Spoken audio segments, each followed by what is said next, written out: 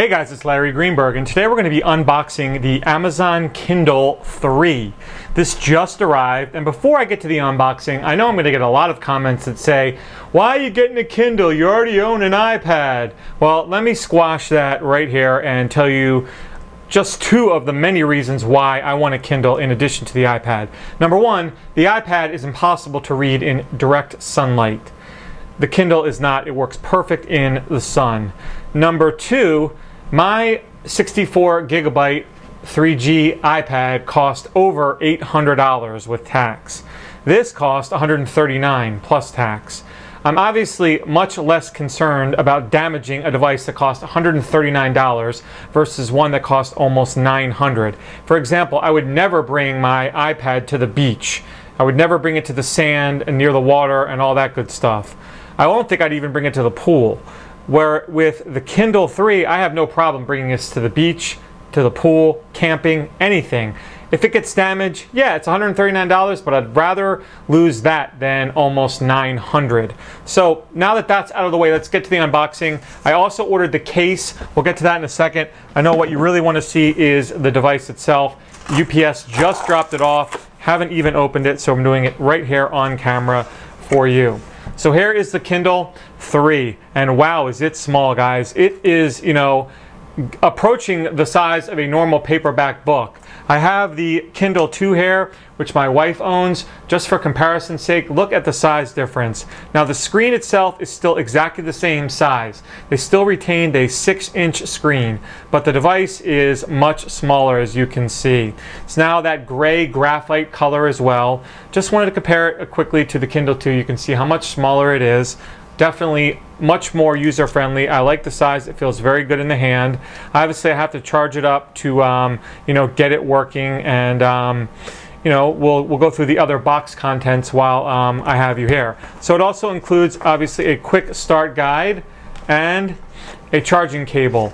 That's about it. That's all you get with this. Nothing more than that.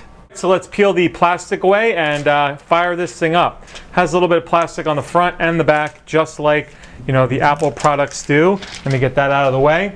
And here is the device itself. You can see it's asking me to plug it in and then slide the power release button. Let me just show you kind of around the device.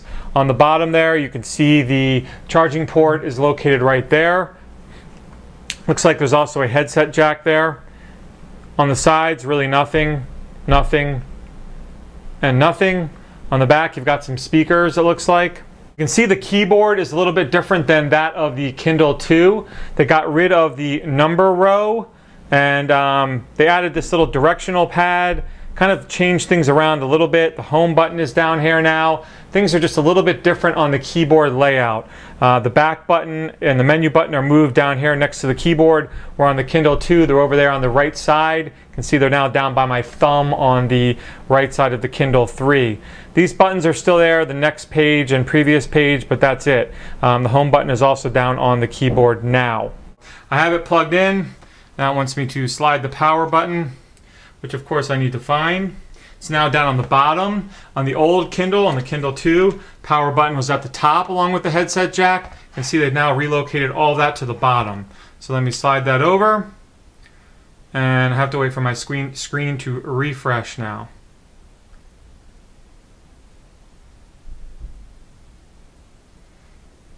And there it goes. It's booting up for the very first time. I will also say while it's booting up that the Kindle 3 is much lighter than the Kindle 2.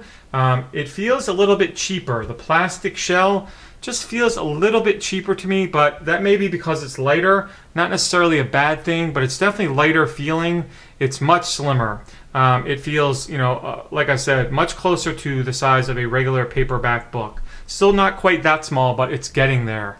So we're about 50% there, and we'll keep waiting for it to boot up.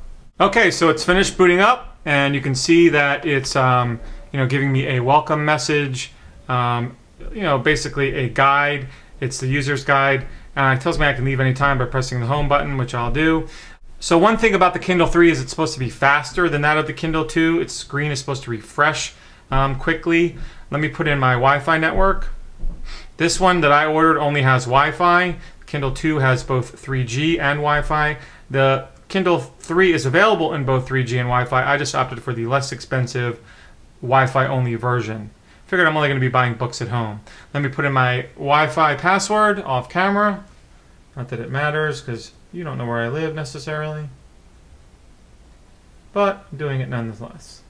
Okay, I'm now connected to my home Wi-Fi network. That didn't take long at all. The next step would be obviously to enter my account information so I can download my archived books. I'm already using the Kindle on my iPad, and let's see if it shows me. No, it doesn't show me as registered. I think the Kindle 2, when I purchased it, actually had me as a registered user right away. So let me put in my Amazon information. Again, I'm going to do that off camera. Okay, so I'm now registered the Kindle. I'm now using it with my Amazon account. Let me go back. Not real, again, familiar with too much of the Kindle software, but I basically want to get my archived books here. And you can see there's 10 of them listed right there. So I will go into that. Go down to my archived items. There we go. And there are all the books that I was reading or had previously read on my iPad. And right now I'm reading The Girl with the Dragon Tattoo. Let's see if I can get that, how quickly it takes me to download it. It's now downloading. It says when downloading is complete, it will appear on my home, or you can choose to stay on this page and it'll open automatically. We don't need to wait, but that's basically how I would download the rest of my content. I can do that one by one. So I'll go back to home.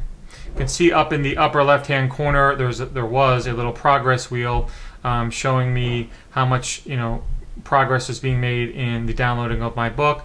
You can see a little wheel up there, a little progress bar rather, underneath the title. It seems to be downloading, and it's moving somewhat slowly, but again, I'm on Wi-Fi. I'm also in my basement. I'm not really that close to my Wi-Fi router. So let's open up the case while that downloads. Again, I just wanted to show you the brief look at the Kindle 2. Here's the case I ordered. Not a lot of cases available right now, so I just basically ordered the one that was available directly from Amazon. It's a simple folio style case. Let me pop this out of the way so you can see the case. Basically a leather folio style case. It does have a nice band that keeps it closed, which I liked.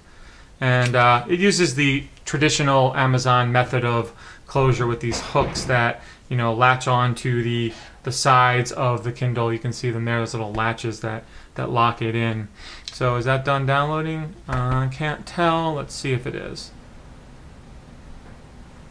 See if I can open that book up. Yep, and it shows me I'm still in my exact location. So I basically wanted to, the reason I wanted to download a book was to show you the faster page turning, which is supposed to, be present in the Kindle 3. So let's click through some pages just so you can see how fast these pages refresh. And yeah, I definitely notice a difference in speed. The pages refresh much quicker than that of the Kindle 2, which is nice. Don't feel like you're waiting too long for new pages to appear.